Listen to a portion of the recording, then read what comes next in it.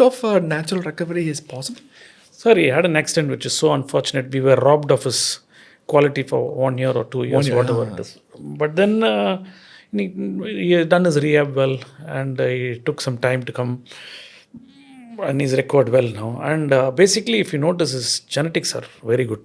And I think he's a Pahadi, and he's very strong. When I first saw him in the Indian team, I said, "This guy is a bull. He can do." I mean, I'll put 3 guys in the same bracket: Rishabh, Pant, MS Dhoni, and Negi. Pawan, Negi. They're all Pahadis, hill boys. They're so strong. I think their genes also play a huge role, and obviously that helps. I have a theory. I think when you are in a hill, usually the oxygen carrying capacity is much better. That's the reason why we go for high altitude training in off season. All athletes. And the Bob Beeman's jump, remember that 1972? I don't know which Olympics was that. He created a world record in Mexico. Mexico is high altitude, and he jumped 890. The next person to jump 890, it took so many years. It was, less oxygen.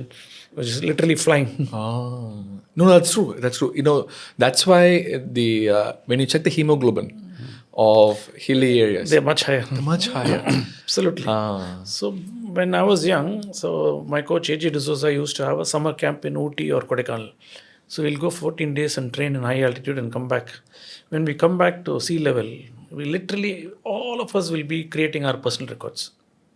So what do you mean by training in high altitude? You take the team to the Then the team will go mountain? to high altitude and train in high altitude for 14-15 days. And the first 4 or 5 days adaptation, then you get used to it. But when you come down, the oxygen levels are so easy here in sea level, and you run with ease. So it is a practice. It is a practice for several centuries now.